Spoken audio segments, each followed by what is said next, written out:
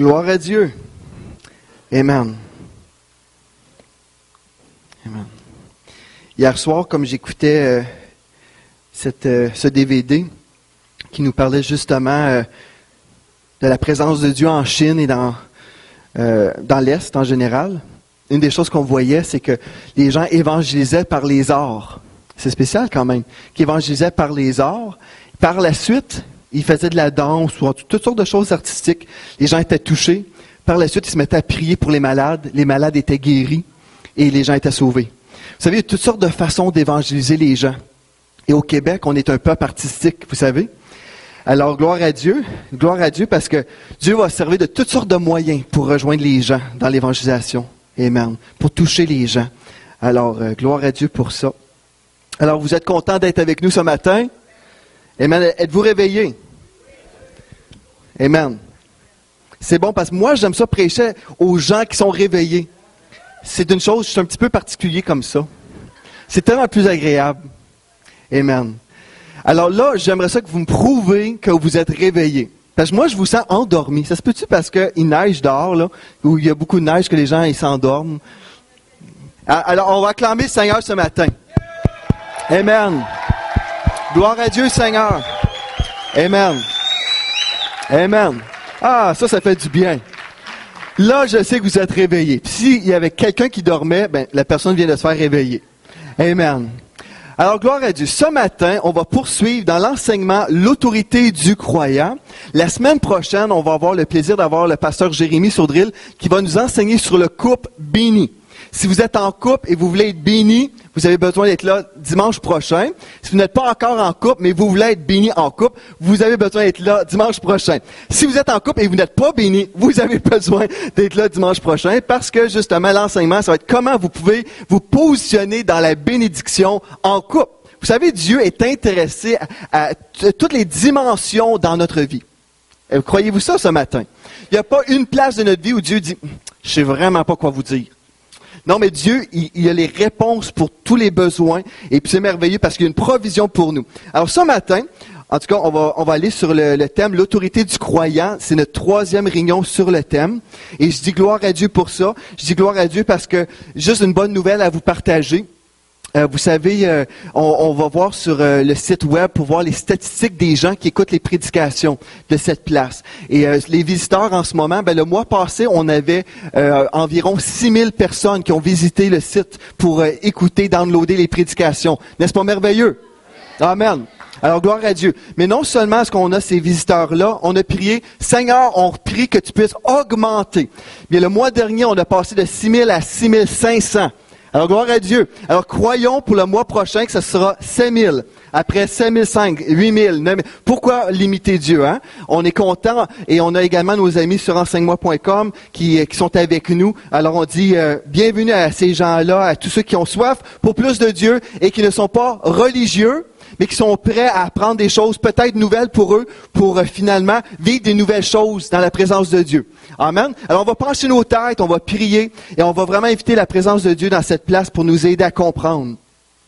Seigneur, on veut te remercier encore une fois pour ta sainte parole. On te remercie, Seigneur Jésus, parce que tu es ici, par ton esprit, pour nous révéler ces choses-là que tu veux qu'on apprenne. On te loue, Seigneur Jésus, parce que chaque personne dans cette place, chaque personne reçoit plus de toi aujourd'hui. Je te remercie pour la liberté qui règne dans cette Église. Je te remercie, Seigneur, qu'il n'y a rien de manquant, rien de brisé sur la tête de chaque personne, mais ils sont couronnés de ta bonté et de ta miséricorde. Et aujourd'hui, je décrète la liberté au niveau de leurs pensées. Ils sont affranchis au nom de Jésus pour recevoir leur héritage en Christ. Au nom de Jésus, j'ai prié. Amen. Amen.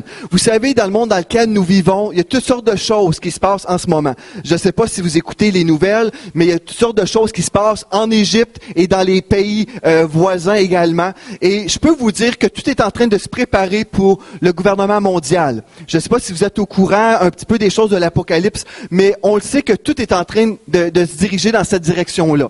Et comme les choses vont de pire en pire dans le monde, pour le peuple de Dieu, ça va aller de gloire en gloire. Mais quand je dis ça va de gloire en gloire pour le peuple de Dieu, je parle du peuple de Dieu qui est renouvelé par la parole de Dieu. Alors, qu'est-ce qu'on veut? C'est être renouvelé par la parole de Dieu au lieu de croire la tradition des hommes. Amen. Parce que si vous croyez la tradition des hommes, vous allez recevoir l'héritage des hommes. Mais on veut l'héritage de Dieu. Donc, il faut comprendre ce que Dieu dit, ce que Dieu croit à notre sujet. Par la suite, on commence à penser comme Dieu pense et on se met en position pour recevoir l'héritage qui est réservé aux enfants de Dieu. Donc, comme j'ai dit la semaine passée, vous pouvez écouter ce message aujourd'hui. Vous pouvez, on a parlé comment il y a beaucoup de gens qui roulent les yeux quand on entend parler de la bonté de Dieu, où les gens disent, bien, c'est très beau, mais en réalité, c'est pas pour moi. Si vous faites ça, vous êtes déplacé ici pour rien, parce que ça va rien changer dans vos vies. Si vous dites, ça marchera pas pour moi, je peux vous certifier, ça ne marchera pas pour vous. Amen? Je peux vous le dire. Ça marche pas. C'est vrai, ça marche pas. Pour toi, ça marche pas. Mais pour moi, ça marche parce que je dis que ça marche. Amen. Donc, ça dépend de votre confession, ce que vous croyez, ce que vous voulez de la part de Dieu. Mais je peux vous dire que Dieu dresse devant vous ce matin un buffet, un banquet. Si vous voulez partager et manger avec lui, vous asseoir à sa table et recevoir ses promesses dans votre vie, sont là pour vous, si vous voulez y croire. Amen. Gloire à Dieu. Donc, je fais juste un survol un peu de qu'est-ce qu'on a vu depuis 3 semaines. On a parlé que dans Genèse 1, verset 26, que Dieu avait délégué à l'être humain l'autorité dans le jardin d'Éden. Par la suite, l'homme plutôt, a cédé cette autorité à Satan. Il a été séduit et puis il a cédé cette autorité-là à Satan. En fait, il a pris la décision, c'est pas juste une séduction, mais il a pris la décision d'être rebelle contre Dieu. Et en cédant son autorité à Satan, Satan est devenu le Dieu de ce monde dans 2 Corinthiens 4:4. Mais qu'est-ce qui est merveilleux, c'est que Jésus a racheté cette autorité-là et puis il l'a remis à l'Église. Donc, nous sommes en autorité sur cette terre, dans notre sphère d'influence. Donc, ceci veut dire, c'est que s'il y a des choses terribles qui se passent dans le monde, pour nous, pour l'enfant de Dieu, qui prend cette autorité qui lui a été remise par le Seigneur Jésus, parce que Christ est la tête de l'Église, son Église, c'est nous. Si nous marchons dans l'autorité des enfants de Dieu, bien, nous pouvons changer des choses dans nos vies, parce qu'on est la police contre les choses de l'ennemi. L'ennemi veut venir nous voler, nous égorger, nous détruire. Ça, c'est le plan de l'ennemi pour nos vies. Mais nous, en étant en Christ et avec cette position d'autorité, étant la police, on peut dire à l'ennemi, tu viens pas me voler, tu viens pas m'égorger, tu viens pas me détruire. Ça, c'est notre autorité si on marche dedans. Il y a beaucoup de chrétiens qui savent que Jésus a payé pour leur pardon, pour le pardon de leurs péchés, mais ils ne savent pas qu'ils ont le droit d'empêcher l'ennemi de venir les voler, les égorger, les détruire. Qu'est-ce qui se passe? On a autant de chrétiens qui sont malades, autant de chrétiens qui vivent toutes sortes d'horreurs. Et puis, en plus, non seulement est-ce qu'on croit qu'on n'a pas d'autorité, mais en plus, on va blâmer Dieu avec ces choses-là. Et là, on va dire que Dieu est en train de nous travailler notre caractère par toutes sortes de choses. J'ai connu une femme qui a eu le cancer, et puis elle me disait, plein de chrétiens venaient la voir pour lui dire, c'est quoi que le Seigneur t'a enseigné par ça? Mais cette femme-là est venue me voir, et elle dit, je ne sais pas quoi dire. J'ai dit, tu n'as rien appris, tu n'avais rien à apprendre, parce que le cancer, c'est pas l'école de Dieu. Le cancer, ce n'est pas l'école pour l'enfant de Dieu, c'est le Saint-Esprit et sa parole qui nous conduit dans toute la vérité. Amen? Amen. Donc, Dieu n'a jamais dit, bon, je vais vous donner un petit cancer, je vais vous donner un petit diabète, peut-être là, vous allez apprendre une leçon. Ce n'est pas de Dieu, ça vient du diable. C'est clair. C'est la parole de Dieu. Si vous voulez croire Dieu, ça vient, ce qui vient voler, égorger, détruire, ça vient de Satan. Et nous, les enfants de Dieu, nous avons été rachetés de la dominion de Satan et nous sommes appelés à marcher dans l'autorité sur ces choses-là et d'empêcher l'ennemi de régner dans nos vies à tous les niveaux. Amen. Alors, c'est ça qu'on a vu depuis les 2 dernières semaines. Et cette semaine, on va voir d'autres choses. Vous savez, on a parlé donc de l'autorité qui a été donnée à l'homme, l'autorité qui a été cédée, l'homme à Satan, l'autorité qui a été rachetée. Et on a vu la semaine passée, on a commencé à voir comment on peut exercer cette autorité-là, parce que c'est pas assez de savoir que oui, ça nous appartient, mais il faut savoir également comment exercer cette autorité-là. Et aujourd'hui, on va voir dans toutes ces choses-là, comment se positionner dans cette autorité que l'on peut exercer. Mais on va commencer premièrement avec Éphésiens chapitre 2 et le verset 12. Éphésiens chapitre 2 et le verset 12. En passant, je peux vous dire que cette semaine, moi j'ai vraiment ressenti la résistance dans l'esprit concernant le message qui s'en vient ce matin. Alors si vous êtes là, gloire à Dieu, mais vous êtes là, c'est pas si, hein, vous êtes là, là. Je vois pas des fantômes, vous êtes là. Vous êtes là et Dieu voulait que vous soyez là, mais le diable ne voulait pas que vous veniez ce matin. Si vous avez ressenti un petit peu d'opposition, ben c'est normal, parce que l'ennemi de vos âmes ne veut pas que vous entendiez ces choses-là, parce que qu'est-ce qu'il veut pour vous? C'est vous garder soit dans l'ignorance ou dans l'incrédulité, mais les deux, ça revient à la même chose, on passe à côté. Mais ce matin, on va voir plein de bonnes choses que le Seigneur en réserve pour ses enfants. Dans Éphésiens chapitre 2 et le verset 12, il est écrit, dans Louis II, ça dit, « Souvenez-vous », et dans la Bible du Sommeur, par le reste, « En ce temps-là, vous étiez sans Messie. » Ça nous parle ici des gentils, OK? Les gentils qui n'étaient pas dans l'alliance d'Israël. C'est-à-dire, en ce temps-là, vous étiez sans Messie. Vous n'aviez pas le droit de faire partie du peuple d'Israël. Vous étiez étrangers aux alliances conclues par Dieu pour garantir sa promesse. Vous étiez sans espérance et sans Dieu dans le monde. Ici, ça nous parle des gens qui sont en dehors de l'alliance qui est prévue pour nous. Vous étiez sans espérance et sans Dieu dans le monde. Si vous vous sentez des fois comme si vous êtes sans espérance, bien c'est parce que vous croyez que vous êtes sans Dieu. Parce que quand vous êtes avec Dieu, en Dieu, vous avez de l'espoir. Amen. Vous avez de l'espoir et vous avez Dieu avec vous. Donc, ça fait toute une différence pour l'enfant de Dieu qui reçoit son autorité en Jésus. Et dans Hébreux chapitre 2 et le verset 15, je vais vous lire dans Parole de vie, ça dit, les gens étaient comme des esclaves pendant toute leur vie parce qu'ils avaient peur de la mort. En mourant, Jésus les a libérés. Peut-être vous avez déjà eu peur de la mort, peut-être ça fait longtemps parce que vous êtes un chrétien depuis de nombreuses années, puis maintenant vous êtes totalement libre, mais peut-être vous êtes un chrétien et vous avez peut-être encore peur de la mort. Bien, ça dit dans la parole de Dieu que ceux qui ont peur de la mort sont esclaves.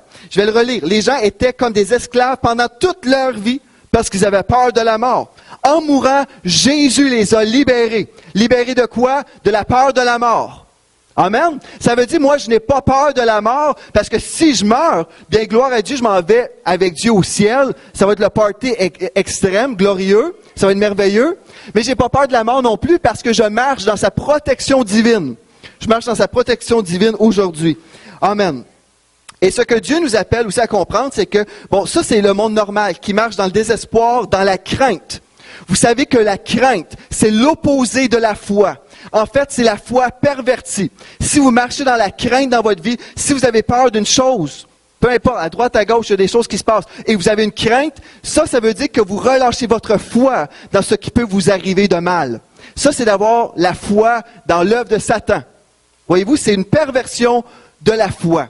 Mais, en fait, Dieu nous appelle à marcher dans la foi et à avoir notre espoir et notre confiance en Dieu.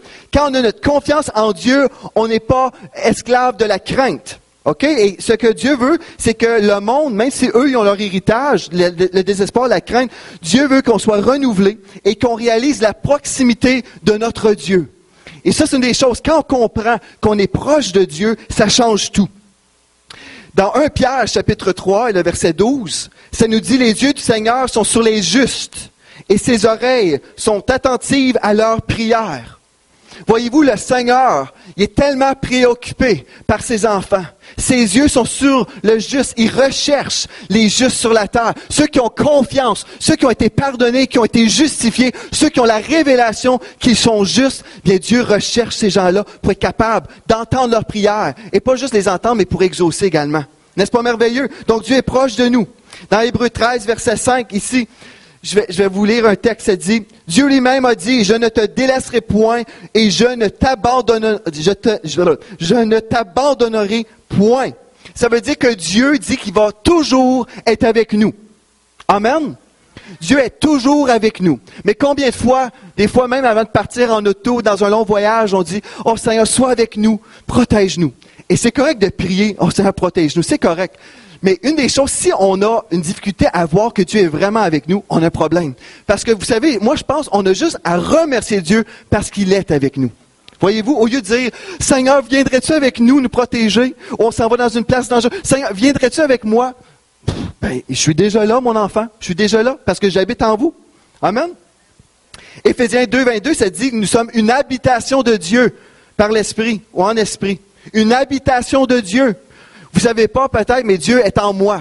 Et si vous êtes un enfant de Dieu, Dieu est en vous. parce que vous l'avez reçu, vous avez été pardonné, et puis il est venu habiter en vous. Et dans 1 Corinthiens 3,16, ça dit, ne savez-vous pas que vous êtes le temple de Dieu et que l'Esprit de Dieu habite en vous? Donc, des fois, on pense toujours que Dieu est très loin. Mais étant son enfant, racheté, non seulement est-ce que Dieu a racheté l'autorité, mais il nous a rachetés et on fait partie de la famille de Dieu. Et qu'est-ce qui est merveilleux? C'est que Dieu est en nous, avec nous. C'est merveilleux. Donc, moi, je peux me promener sans crainte parce que j'ai le Créateur de l'univers qui est en moi et qui prend soin de moi. Amen. Ça, il y a rien de plus glorieux que ça, que savoir que Dieu est avec nous. Amen. Donc, sachant tout ça, il y a les gens qui ont cette crainte de la mort, qui ont peur, tout ça. Dieu a donné à son Église l'autorité de marcher dans cette autorité-là au niveau de la protection divine. Et des fois, on peut voir des chrétiens, on se dit, mais comment ça, telle ou telle chose s'est produite dans la vie d'un chrétien? OK, je comprends pas, il y a telle chose qui s'est passée. Une des choses qu'on doit comprendre, c'est que Dieu ne nous appelle pas à être l'avocat de Dieu. Il nous appelle à être son journaliste. Amen. Ce qu'on fait, on parle des bienfaits de Dieu, on ne défend pas Dieu. Parce qu'il y a des gens, des fois, qui vont accuser toutes sortes de choses. Ils vont mettre ça sur le dos de Dieu. Mais Dieu ne nous appelle pas à venir le défendre. Dieu nous appelle à être son porte-parole. Et de ne pas créer des explications théologiques pourquoi telle ou telle chose s'est produite dans la vie d'un chrétien. Parce qu'on ne connaît pas comment chaque chrétien marche avec Dieu. Amen. On ne connaît pas toujours toutes les situations qui entourent une personne qui est peut-être chrétienne. Donc, ce que Dieu nous appelle à faire, c'est de mettre notre foi, pas dans les expériences autour de nous, notre foi exclusivement dans la parole de Dieu. C'est ça que Dieu nous appelle à faire. C'est un retour à la parole de Dieu et de ne pas changer notre focus de la parole aux expériences. Parce que je peux vous dire aujourd'hui, si vous détachez vos yeux de la parole de Dieu et vous commencez à regarder à droite et à gauche et de toutes les directions pour voir si les chrétiens autour de vous ont bénéficié de l'héritage du chrétien, bien vous allez perdre foi. Vous allez dire, ben ça marche pas. Regarde, tante Judith, mon oncle Albert, regarde tous ces gens-là qui aiment Dieu, mais pourtant eux, ils ont passé à côté de plein de choses. Mais Dieu ne nous appelle pas à juger ces gens-là. Dieu nous appelle à se juger et de voir, sommes-nous dans la foi? Amen? Donc, c'est juste ça. On ne juge pas les gens autour de nous, mais qu'est-ce qu'on veut faire? C'est se remplir de la parole de Dieu pour se juger soi-même, pour voir si nous, on marche dans cette autorité au niveau de la protection divine. Alors, on va regarder ce matin des choses concernant les jugements qui s'en viennent. Comme j'ai dit tantôt, il y a des choses qui se passent en Égypte. Il y a plein de choses qui se passent partout dans le monde. Mais on va voir aussi des choses concernant la loi spirituelle des semences et de la récolte. Donc, je vais vous inviter à tourner dans Galates chapitre 6, versets 7 à 8. Galates chapitre 6, versets 7 à 8. Ici, on va voir la loi, concernant la loi des semences et des récoltes. Parce que si nous voulons marcher dans la protection divine, on doit absolument comprendre ce principe-là, premièrement. Dans Galates chapitre 6, versets 7 à 8, ça dit, « Ne vous y trompez pas, on ne se moque pas de Dieu, ce qu'un homme aura semé, il le moissonnera aussi. Celui qui sème pour sa chair, moissonnera de la chair la corruption.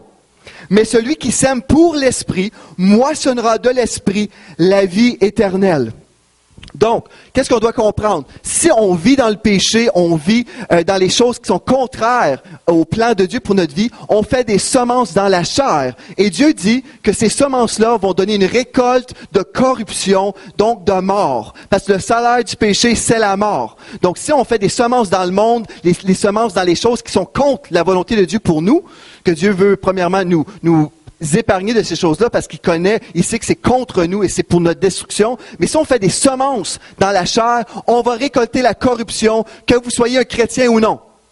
Si vous semez des bananes, que vous soyez chrétien ou non, ou des tomates, ou peu importe votre semence, si vous semez, des tomates, bien, c'est pas parce que vous êtes un chrétien né de nouveau que vous n'allez pas avoir des tomates. N'est-ce pas? Si vous semez dans la chair et vous êtes un chrétien charnel, bien, vous allez récolter la corruption dans vos vies. On comprend ça. Donc, mais la bonne nouvelle, Dieu nous dit, celui qui sème pour l'esprit, moissonnera de l'esprit la vie éternelle. Si vous dites, oui, mais j'ai déjà semé dans la chair, qu'est-ce qui va se passer? Est-ce que je suis obligé de vivre toute cette semence-là qui s'en vient, ou toute cette récolte plutôt, cette récolte de mort? Est-ce que je suis obligé de récolter ces choses-là parce que j'ai semé ces choses-là? Bien, moi, j'ai une bonne nouvelle pour vous. Vous pouvez être protégé en brisant ces choses-là au nom de Jésus, en déracinant ces vieilles semences-là. Vous pouvez faire du ménage dans votre jardin, en d'autres mots. Et Dieu nous le dit comment? Dans 1 Corinthiens chapitre 11 et le verset 31. 1 Corinthiens 11, 31. Ça dit, si nous nous jugions nous-mêmes, nous ne serons pas jugés. Si vous jugez que cette chose-là que vous aviez faite, et vous savez qu'il va avoir des conséquences, ok, des fruits, ça peut faire toutes sortes de choses terribles dans votre vie. Mais là, vous dites, au nom de Jésus, je discerne, je juge que cette chose-là que j'ai semée, elle est mauvaise. Au nom de Jésus, je déracine cette chose-là et j'appelle une faillite dans cette récolte. En anglais, on appelle ça crop failure. En français, une faillite dans la récolte. Vous allez dire, oui, mais regarde, j'ai fait tel crime. Il y a des choses qu'on a faites, ok, qui ont une conséquence directe, qu'on ne peut pas empêcher, mais on peut limiter l'ampleur souvent dans ces choses-là. Mais en général, quand je parle des principes spirituels, si on a semé dans la chair, admettons que vous avez fait toutes sortes de choses, il va y avoir des conséquences. Admettons si vous avez commis l'adultère et votre épouse, votre mari vient de l'apprendre et puis la personne est déchirée, son cœur est brisé, il y a des conséquences à ces choses-là. OK? Mais si, il y a quelque temps, vous avez semé et là, vous avez eu le temps d'empêcher cette récolte de souffrance, vous pouvez briser ces choses-là et l'annuler. Vous comprenez ce matin? Donc, vous pouvez venir contre ces choses-là et appeler une faillite dans cette récolte. Ça, c'est merveilleux. Je vais le relire, ça dit, si nous nous jugeons nous-mêmes, nous ne serons pas jugés. Ça veut dire que le jugement qui s'en vient sur ces choses-là, que Dieu va envoyer, OK, mais ces choses-là ne passeront pas sur nous. Le jugement ne passera pas sur nous parce que nous avons été purifiés et le sang de l'agneau nous libère de ces choses-là. Amen. C'est pour ça que David a dit dans le psaume 139, verset 23, le psaume 139, 23, ça dit, « Sonde-moi, ô Dieu, et connais mon cœur. Éprouve-moi et connais mes pensées. Regarde si je suis sur une mauvaise voie et conduis-moi sur la voie de l'éternité. » Quand on prend notre temps avec Dieu, on dit, Seigneur, montre-moi si j'ai des choses, des semences dans ma vie, s'il y a des choses dans mon cœur qui sont mauvais, le Seigneur va nous montrer, voici mon enfant, le chemin que tu dois prendre maintenant. Et Dieu va nous libérer de ces choses-là. N'est-ce pas merveilleux? Amen. Parce que Dieu veut que ses enfants puissent avoir leur foi dans ce que Dieu veut faire pour eux. L'héritage des croyants. Mais si dans le fin fond de notre tête, on se dit, moi je suis pas capable de vivre la bénédiction de Dieu parce que j'ai fait des mauvaises semences, vous allez lier et captif de votre passé toute votre vie. Mais Dieu vous appelle aujourd'hui d'être libéré du passé. Amen. De tourner la page et dire avec Dieu, moi je m'attends de vivre maintenant. Je vais semer dans les choses de l'esprit et je vais récolter la vie éternelle au nom de Jésus. Amen. C'est ça. Si vous voulez la vie éternelle, semez dans les choses de Dieu. Semez dans l'esprit. Prenez du temps dans la parole de Dieu. Prenez du temps à entendre la parole de Dieu. Soyez saturés de la parole de Dieu. Prenez du temps dans la prière. Soyez saturés de l'esprit de Dieu dans votre temps de prière. Et vivez dans une nouvelle dimension dans votre vie chrétienne. Ça va changer votre vie. Amen. Donc, Dieu nous donne l'autorité, de faire du ménage. Il n'y a personne d'autre qui va venir faire du ménage dans votre vie. Mais c'est à vous d'aller faire du ménage. Et peut-être vous vous dites, mais là, moi, j'ai commis telle chose contre quelqu'un. Savez-vous, vous pouvez aller vous repentir et demander à la personne, écoute, j'ai fait telle ou telle chose. Et puis, je sais qu'il y a toutes sortes de conséquences qui viennent, mais je te demande de me pardonner de cette chose-là. Tu m'as pardonné, mais maintenant, je te demande à toi de me pardonner. Vous allez voir comment Dieu peut faire un miracle dans ces conséquences-là. Amen, parce qu'on sert un Dieu de l'impossible. On sert un Dieu du surnaturel. Amen. Dieu nous donne le privilège, l'autorité de se positionner dans la protection physique. Pensez-vous que c'est important aujourd'hui de savoir que vous avez l'autorité d'être protégé, l'autorité d'aller vous protéger en Dieu? Oui, c'est important. Il n'y a pas un chat qui a dit oui. Mais je peux vous dire, c'est important. C'est important. Je vais vous inviter ce matin, on va aller dans le psaume 91 et on va prendre du temps ce matin à méditer sur ce texte-là. On l'a lu déjà dans cette église parce que c'est pas la première fois que j'enseigne sur la protection divine, mais je sais que dans les jours dans lesquels nous vivons et les jours à venir, les temps vont aller de pire en pire. C'est une réalité. C'est une réalité et si vous écoutez les nouvelles, vous voyez les choses se passer dans le monde.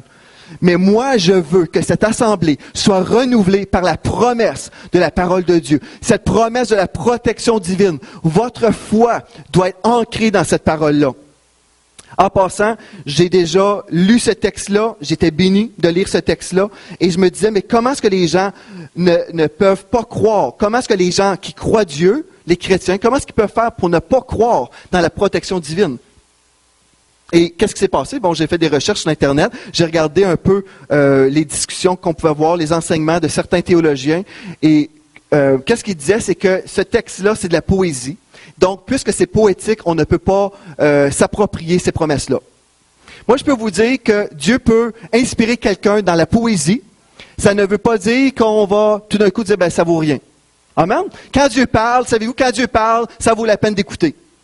Ça se peut que Dieu parle en poésie, ça ne veut pas dire qu'oubliez tout ce que je viens de dire. Non. Si Dieu parle et nous donne des promesses, moi, je vais dire oui et amen à ces promesses-là. Mais le choix vous appartient. Vous faites ici et dire, ben, c'est pas pour moi. Ça serait triste parce que vous allez vivre des choses terribles.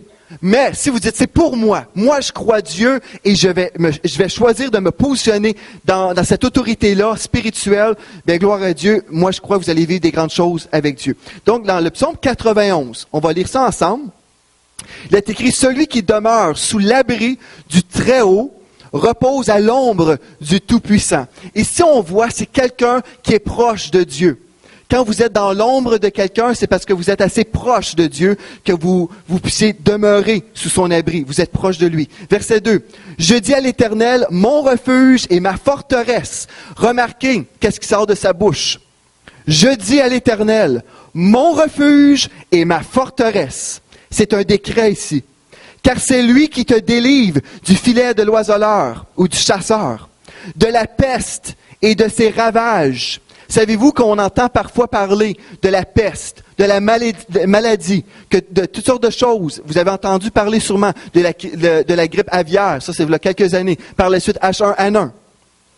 Bon, ben Dieu dit au verset 3, c'est lui qui te délivre du filet de l'oiseleur, de la peste et de ses ravages. C'est lui qui te délivre de ces choses-là.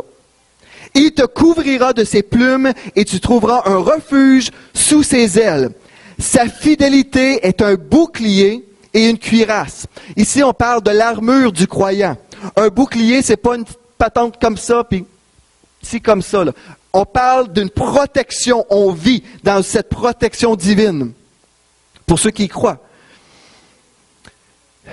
Il te couvrira de ses plumes et tu trouveras un refuge sous ses ailes. Sa fidélité est un bouclier et une cuirasse. Là, remarquez très bien ce que Dieu nous dit. Si vous opérez dans la dimension de la crainte dans vos vies, vous venez d'annuler toute cette parole-là. C'est impossible, premièrement, de plaire à Dieu dans la crainte, sans marcher dans la foi. Et comme j'ai dit tantôt, la crainte, c'est l'opposé de la foi. À chaque fois que des gens dans la parole de Dieu, quand ils vivaient une expérience surnaturelle, soit un ange, peu importe, on entendait toujours les paroles suivantes. Ne crains point. Vous vous rappelez de ces choses-là? Parce que la crainte annule la foi. Donc, ici, qu'est-ce qui est merveilleux? Verset 5, ça dit, tu ne craindras ni les terreurs de la nuit, ni la flèche qui vole de jour, ni la peste qui marche dans les ténèbres, ni le fléau qui frappe en plein midi. Ici, on parle de la plaie. Que 1000 tombent à ton côté et 10 000 à ta droite. Tu ne seras pas atteint de tes yeux. Seulement, tu regarderas. Et tu verras la rétribution des méchants. Quand on parle des méchants, on parle de ceux qui sont en dehors de l'alliance de l'Éternel. Ceux qui ne font pas partie de cette provision-là. Ça me bigne au bout. Je vais le relire. Verset 7.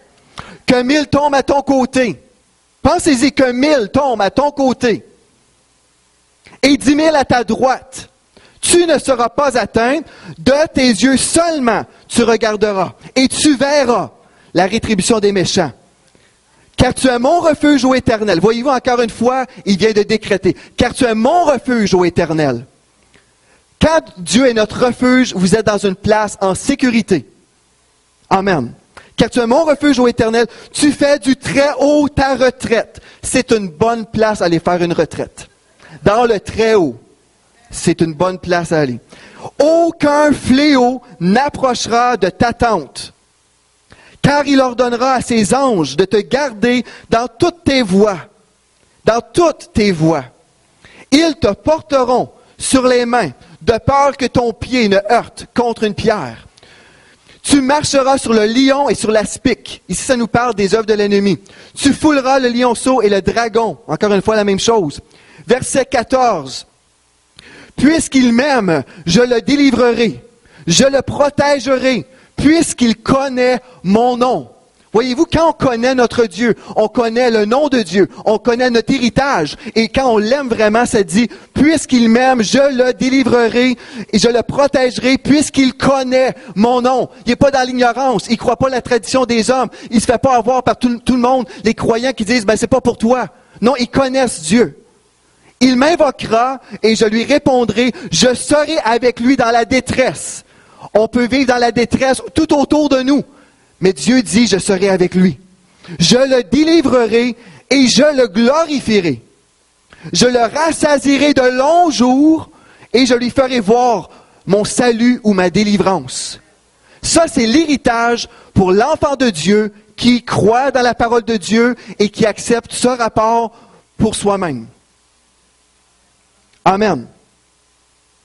Amen. Donc, Dieu nous dit comment faire. Celui qui demeure, qui est au contrôle de votre situation spirituelle? Est-ce que c'est Dieu qui décide si vous allez passer du temps avec lui dans la prière? Non. Est-ce que c'est Dieu qui décide que vous allez prendre du temps dans la parole pour vous exposer à sa parole? Non. C'est vous. Vous décidez si vous allez proche de Dieu. Vous décidez si vous passez du temps avec le Seigneur. Dieu dit, si tu t'approches de moi, je vais m'approcher de vous. Amen. Amen. Amen. Dans Isaïe 54, verset 17, je vais vous donner d'autres versets ici. Isaïe 54, verset 17. Ça nous parle de l'autorité que nous avons. Ça dit, toute arme forgée contre toi sera sans effet. Et toute langue qui s'élèvera en justice ou en jugement contre toi, tu la condamneras. Tel est l'héritage des serviteurs de l'Éternel.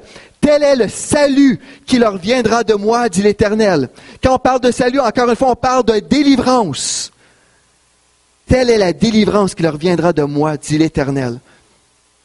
Ça veut dire qu'il n'y a personne qui a l'autorité de vous maudire. Si quelqu'un vous lance une malédiction, vous avez l'autorité de briser toutes ces choses-là au nom de Jésus. Parce que ça dit, toute arme forgée contre toi sera sans effet et toute langue qui s'élève en jugement ou en justice contre toi, tu la condamneras. Dieu nous donne l'autorité d'annuler ces paroles-là. Amen. Gloire à Dieu. Maintenant, des choses qu'on doit comprendre concernant le jugement divin. Pour arriver à cette place de confiance dans la promesse de Dieu, il faut comprendre comment ça fonctionne, comment le jugement fonctionne. Alors, je vais vous inviter à tourner dans Exode chapitre 12 et le verset 23. Exode chapitre 12 et le verset 23. Le contexte ici nous parle des 10 plaies d'Égypte. On parle que ici les premiers-nés devaient mourir sous le jugement. Je vais vous faire remarquer quelque chose vraiment d'important ici. On va voir deux passages super importants pour comprendre, pour faire la différence entre notre Dieu et le diable. Vous allez faire la différence aujourd'hui et par la suite, on va voir comment on se positionne vraiment, sûrement dans ces choses-là. Dans Exode chapitre 12, verset 23, c'est dit « Quand l'Éternel passera pour frapper l'Égypte et verra le sang sur le linteau et sur les 2 poteaux, l'Éternel passera par-dessus la porte et il ne permettra pas aux destructeurs d'entrer dans vos maisons pour frapper. » Une des choses qu'on doit remarquer, souvent dans l'Ancien Testament, quand on parle de Dieu ou quand on parle de jugement, on voit le nom d'associé avec le nom de Dieu associé au jugement. Mais une des choses qu'on doit comprendre ici, c'est que Dieu, la façon que ça fonctionnait dans l'Ancienne Alliance, c'est que Dieu permettait à Satan, d'aller faire telle ou telle chose. Ce n'était pas Dieu lui-même qui faisait ces choses-là. Dieu, tout simplement, il enlevait sa main de protection et puis là, l'ennemi était libre pour venir apporter la destruction. Et on va le voir aussi dans la Nouvelle Alliance. Dans 1 Corinthiens, chapitre 5 et le verset 5, des choses qu'on doit comprendre. Quand le destructeur voyait le sang qui représentait le sang de Jésus, le destructeur ne pouvait pas venir frapper cette maison-là avec le jugement. Voyez-vous l'importance du sang de l'agneau? Et j'ai un enseignement complet sur l'autorité qu'on peut avoir avec le sang de l'agneau. C'est des choses, on ne peut pas nécessairement tout voir dans cette école sur l'autorité du croyant, mais on a besoin de comprendre et recevoir la révélation du sang de Jésus. L'enseignement, je pense, c'est le 1er novembre 2009. J'ai enseigné couronné de son sang. Et on peut prier pour nos enfants, décréter la protection divine sur nos enfants. Et on voit une protection qui s'établit dans nos maisons. C'est super important. Dieu nous donne ses armes, sa parole, son nom et son sang. Ça fait partie de notre héritage. Ici, on voit dans Exode, le sang. Le sang était une protection. Et dans 1 Corinthiens chapitre 5, verset 5, ici, c'est concernant un cas d'inceste, un homme en union avec sa belle-mère. Au verset 5, l'apôtre Paul, il dit « Qu'un tel homme soit livré à Satan en vue de la destruction du mal qui est en lui, pour la destruction de la chair dans Louis II, afin qu'il soit sauvé au jour du Seigneur. » Voyez-vous ici, il n'a pas dit « livrez-le à Dieu pour que Dieu le détruise ». Non, on va le livrer à Satan. On le laisse entre les mains de Satan. Il n'y a plus rien à faire en ce moment à ce niveau-là. Alors, c'est Satan qui venait détruire la personne. Est-ce que c'est le cœur de Dieu? Certainement pas. Certainement pas. C'est pas le cœur de Dieu. Mais c'est pas le cœur de Dieu non plus que ce jeune homme-là couche avec sa belle-mère. Voyez-vous? Donc, c'était dans l'Église, ça devait être éradié de l'Église, ce péché. Donc, une des choses, je suis en train de parler du jugement, parce que du jugement qui s'en vient, parce qu'il y a des gens qui ont semé dans la mort, ils ont semé dans le péché, et il y a une récolte qui s'en vient dans le monde, qu'on le veuille ou non. Il y a une récolte qui s'en vient. Et je me souviens, c'était le 25 ou le 31 décembre en 2009, juste l'année passée, j'ai eu une vision de ces nuages qui s'en venaient avec le jugement. Ça représentait le jugement. Et pas longtemps après, en France, j'ai vu des nuages. J'ai pas vu de mes yeux, mais quand j'avais eu ça en vision, j'avais vu ces nuages-là. Et quand je me suis retrouvé en France, qu'est-ce qui s'est passé? Il y avait un nuage qui nous empêchait de retourner au Canada à cause de ce volcan. Pour moi, ça a juste été un clin d'œil de Dieu qui me disait, c'est vrai, ces choses-là, on rentre dans une saison de récolte. Ce que nous avons semé dans le passé, on va le récolter, à moins d'appeler une faillite dans ces choses-là. Mais ici, c'est important de comprendre parce qu'on ne veut pas marcher dans le jugement qui s'en vient, on va se juger soi-même. Une des choses qu'on doit examiner également, c'est si on marche dans la crainte. Dans Job chapitre 1 et le verset 10, remarquez très bien ici, Job chapitre 1, le verset 10, Satan dit à Dieu, « N'as-tu pas élevé comme un rempart de protection autour de Job, autour de sa maison, autour de tous ses biens? Tu as fait réussir ses entreprises, ses troupeaux se sont multipliés dans le pays. » Donc, ici, on voit que Dieu avait protégé son serviteur Job. Et j'aime le texte dans la version Bible du Sommeur. Ça dit, tu as élevé comme un rempart ou une clôture de protection. C'est impossible de faire quoi que ce soit contre lui parce qu'il est protégé par Dieu. Mais vous savez également que Job marchait dans la crainte. C'est écrit dans Job, chapitre 3, verset 25. Il dit, ce que je crains, c'est ce qui m'arrive. Ce que je redoute, c'est ce qui m'atteint. On sait que Job, même si c'est un homme de Dieu qui ne marchait pas dans le péché, il n'avait pas fait cette semence-là, mais il a ouvert une porte légale à l'ennemi par la crainte, qui est l'opposé de la foi. Ça lui a donné une autorité légale à Satan. Parce que dans Job 2,6, dans la Bible du Sommeur, j'aime vraiment comment c'est écrit dans la Bible du Sommeur parce qu'on ne le voit pas dans d'autres textes. C'est dit, l'Éternel dit à Satan, il n'a pas dit, OK, je te donne la permission, vas-y faire ce que tu veux. Remarquez qu'est-ce qu'il dit. Il est en ton pouvoir. Quand on fait une recherche dans l'hébreu, il est dans ton autorité. Mais épargne sa vie. Voyez-vous, Job avait ouvert une porte à l'ennemi pour venir. Il ne savait pas, mais il marchait dans la crainte. Il faisait toujours des sacrifices pour ses enfants, de peur que quelque chose se produirait dans leur vie. Il marchait dans cette crainte-là, mais il ne savait pas, mais qu'il est en train d'opérer dans le territoire de l'ennemi. Parce que la crainte ne fait pas partie du royaume de Dieu. Il marchait dans la crainte, il avait peur, il marchait dans la crainte. Et puis là, Satan vient accuser Job, qui marchait dans la justice, il marchait dans un bon chemin. Et Dieu a répondu, il est sous ton autorité, il est dans ton domaine d'autorité. Ce rempart-là venait d'être brisé par la crainte. Alors, qu'est-ce qu'on veut faire comme enfant de Dieu? On veut faire attention, de marcher dans la foi. Être des gens de foi, être des gens qui croient à la parole de Dieu, où on discerne également ce qui vient de Dieu, ce qui vient de Satan. Les textes que je vous ai lus concernant le jugement et comment les gens sont livrés à Satan, c'est pourquoi je vous partage ça. C'est pour vous montrer que le Dieu qui est bon a des bons plans pour vous, et c'est même pas Dieu qui punit comme ça. Il enlève sa main de protection et l'ennemi vient détruire les gens. Parce que notre Dieu, dans le psaume 145, nous parle qu'il est rempli de bonté. Mais Dieu, c'est un Dieu d'ordre. Si on marche en dehors, ces principes dans son royaume, si nous marchons dans la crainte, si nous marchons dans le cycle de la mort, si nous faisons des semences, il va y avoir une récolte, frères et sœurs. Mais Dieu nous dit, je vous ai donné l'autorité. Vous pouvez choisir de marcher dans mon royaume.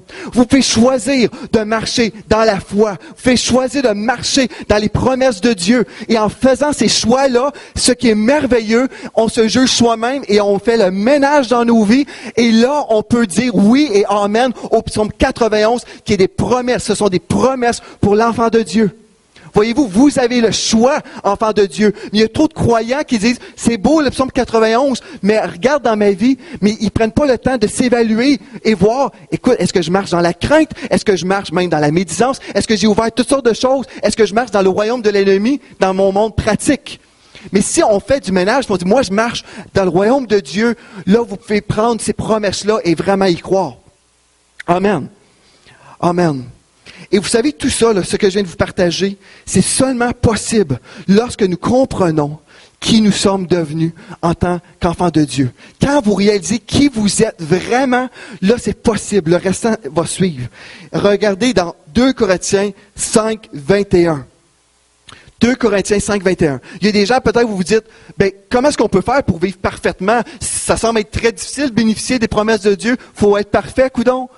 Oui. Mais savez-vous, la perfection ne vient pas de vous.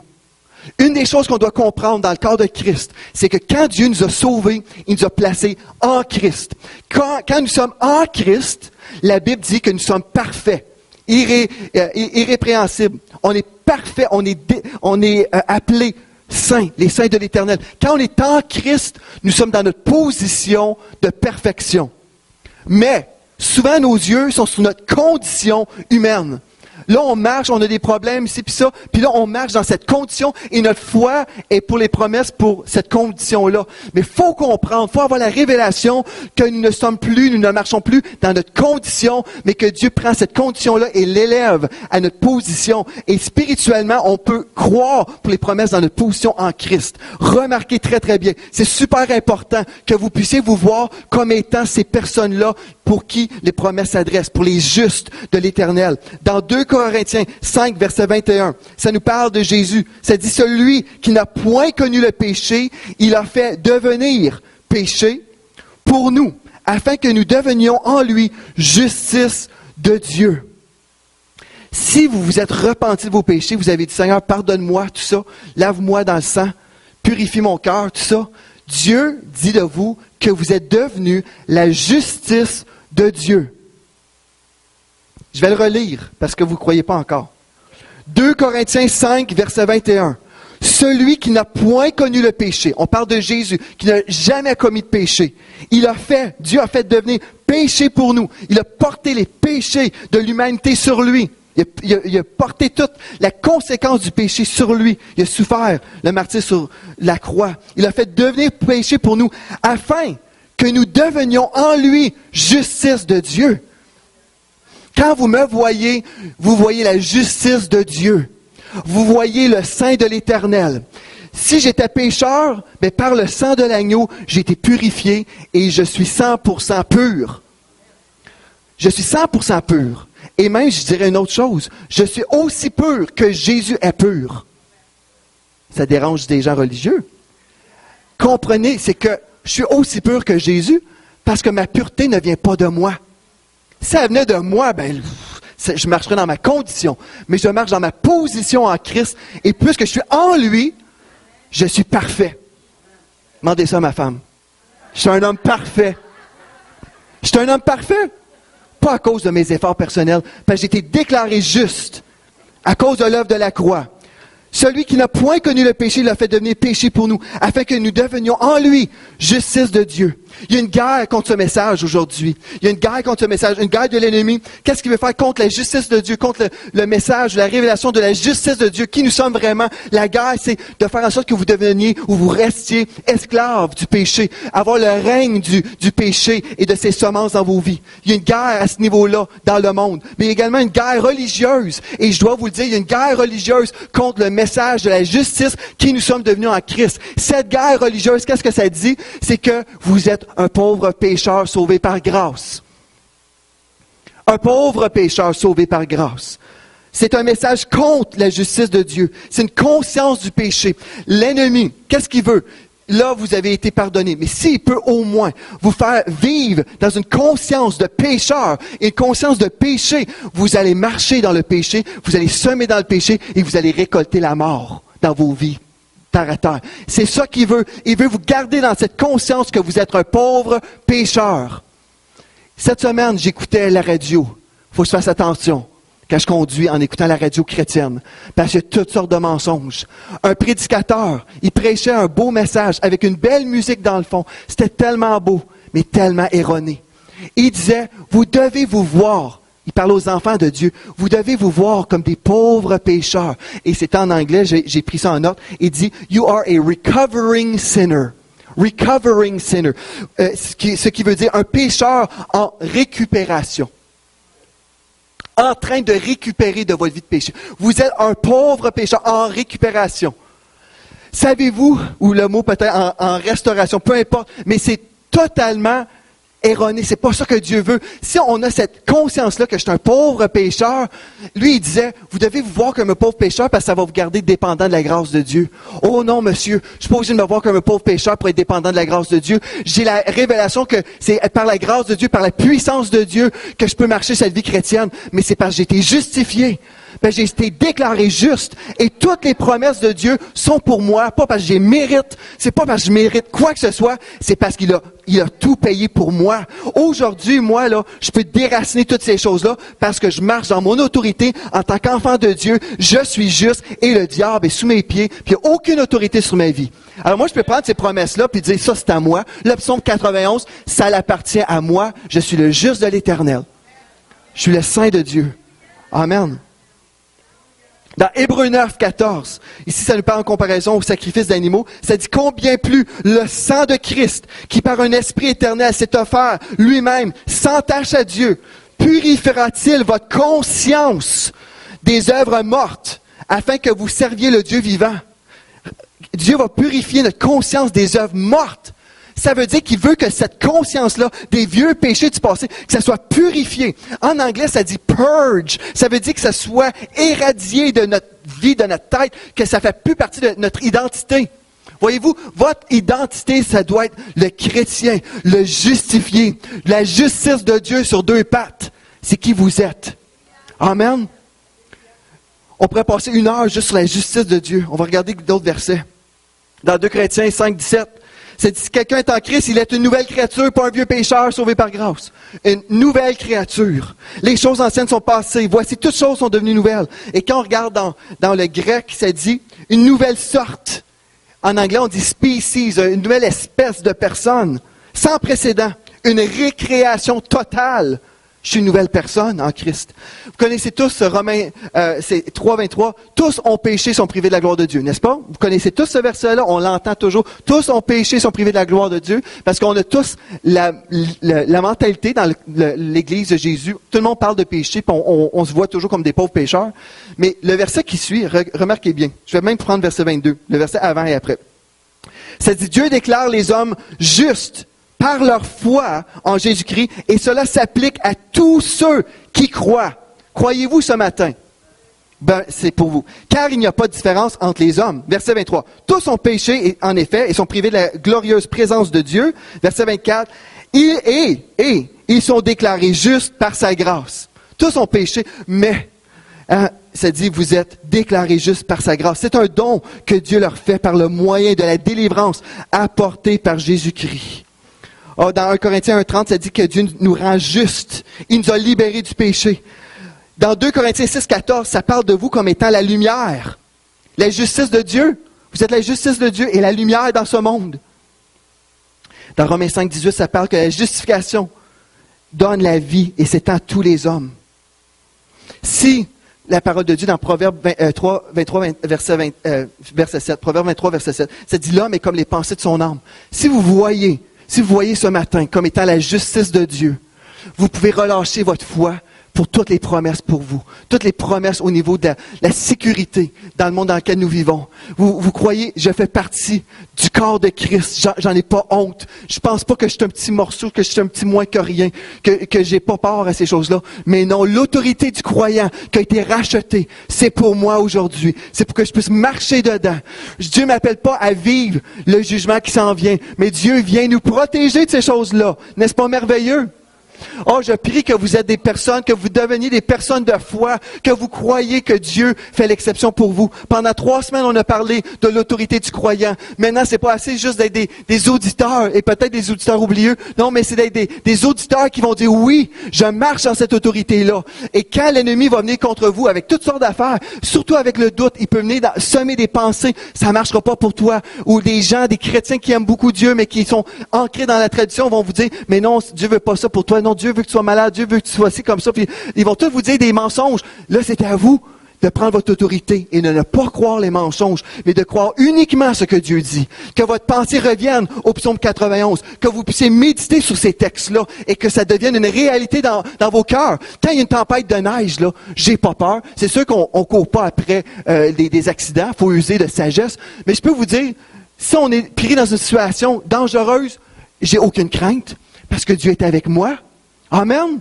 Vous pouvez marcher dans une sécurité dans votre cœur, une sécurité sachant que Dieu est là. Je suis en Dieu et Dieu est en moi. Et gloire à Dieu, je suis protégé, je suis un enfant du bon Dieu. Et les témoignages qu'on entend partout à travers le monde où Dieu a fait une exception pour ses enfants, il les a protégés et il les a libérés d'une situation dangereuse. Oh, ça c'est pour moi, c'est pour le Québec aussi. C'est pas juste pour les autres pays, c'est pas juste pour les gens en Chine qui sont protégés, mais c'est pour vous, enfants de Dieu. Mais pensez comme Dieu. Si vous dites, ben on est comme ça ici au Québec, oh, changez de profil, changez d'identité, vous êtes un enfant de Dieu, vous êtes la justice de Dieu, toutes les promesses de Dieu sont pour vous, oui et amen.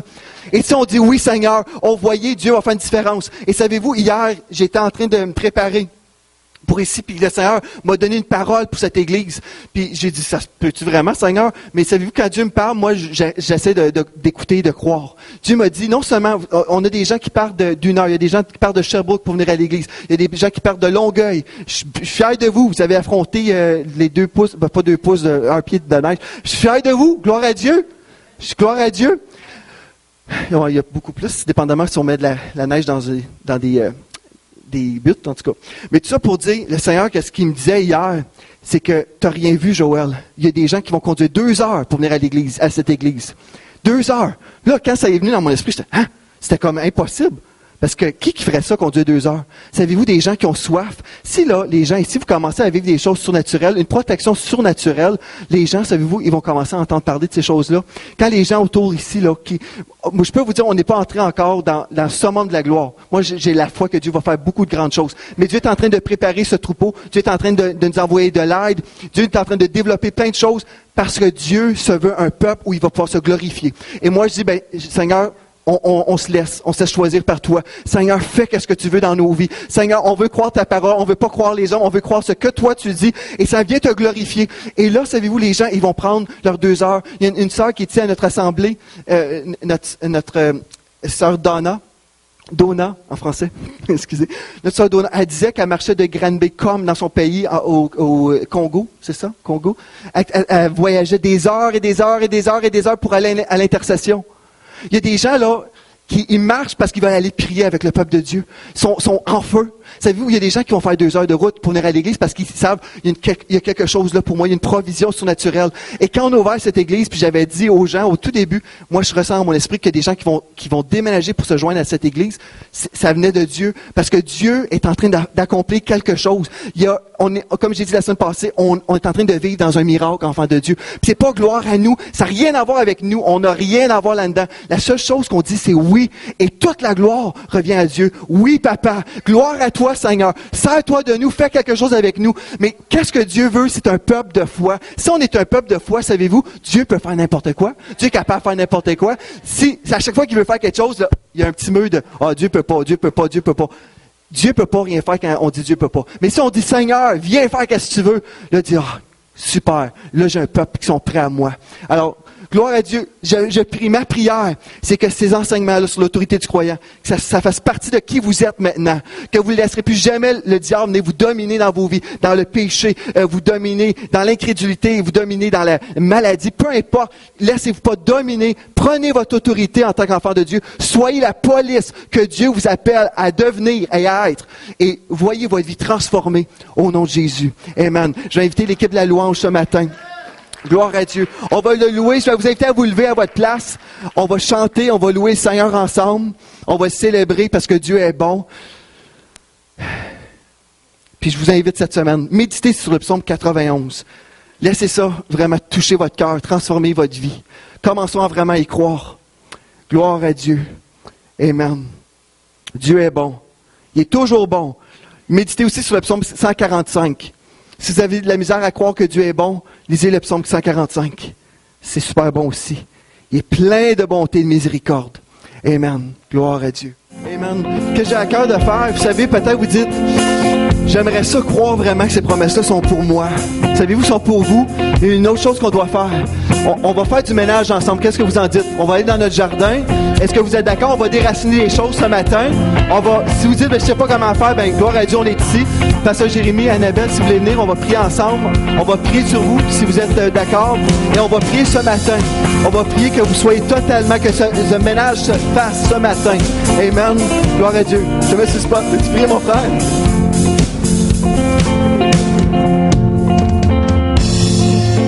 Seigneur, on te remercie pour cette parole que tu nous donnes. Et Père, je te remercie parce que cette Église va de l'avant. Nous proclamons, Seigneur, tout ce que tu donnes à notre pasteur. Seigneur, merci parce que nous sommes assis dans un miracle et rien ne va nous retenir. Rien de ce que le diable veut faire contre nous, rien de ce que les circonstances mettent dans notre vie. Seigneur, nous marchons la tête haute. Nous serons toujours la tête, jamais la queue. Nous serons toujours en haut et jamais en bas. Et Seigneur, nous te demandons pardon pour toute parole que nous avons pu dire, Seigneur, qui nous éloigne de toi. Seigneur, merci parce que tu prends ces paroles et tu les jettes loin de toi et tu les oublies.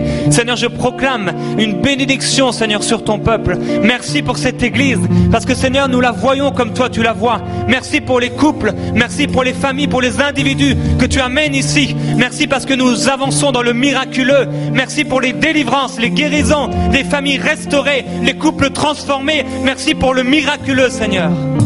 Oh Seigneur, je décrète ta gloire et ta puissance pour nous. Seigneur, c'est notre partage, c'est notre héritage. Seigneur, merci pour des couples dans cette Église qui sont bénis, qui marchent dans la bénédiction. Merci Père pour des enfants qui prophétisent. Oh Père, merci parce que tu construis une famille dans cette région. Tu construis et tu bâtis une Église. Seigneur, merci pour tout ce que tu mets dans notre cœur.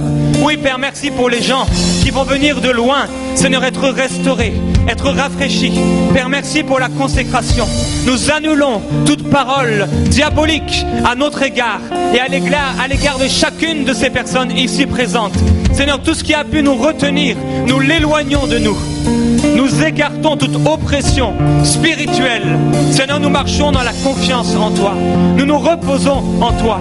Nous sommes bénis de toute bénédiction spirituelle. Nous sommes bénis de toute bénédiction matérielle. Nous sommes bénis de toute bénédiction physique. Oh Seigneur, tu nous as bénis. Tu as dit tout est accompli. Et Seigneur, nous marchons dans le tout est accompli. Nous marchons dans la bénédiction. Nous marchons dans la foi. Nous sommes un peuple de foi. Nous croyons que les signes et les prodiges nous accompagnent. Nous croyons que les miracles nous accompagnent. Nous croyons que la joie nous accompagne. Nous croyons que la paix nous accompagne. Nous croyons que la bénédiction nous accompagne. Nous croyons que la restauration est pour nous, que la bénédiction est pour nous, que c'est notre partage. Nous croyons et nous appelons les anges de Dieu. Merci pour la protection divine. Merci parce que moi et ma famille, nous servirons l'Éternel. Merci parce que toute ma famille va venir à Christ. Toute ma famille va venir à Dieu. Merci parce que mes voisins vont être touchés. Parce que la femme du magasin va être touchée. Parce que ma banquière va être touchée. parce que tous ceux que tu mets sur ma route sont touchés par la grâce de Dieu. Merci parce que tu envoies ta parole au travers de ma bouche. Tu m'utilises pour être une bénédiction dans cette génération. Merci pour des paroles de connaissance, des paroles de sagesse, des prophéties. Merci pour la révélation de ta parole, parce qu'elle est claire, les plus simples et les plus sages. Ta parole est une grande bénédiction. Une grande bénédiction. Une grande bénédiction. Nous sommes bénis en toi.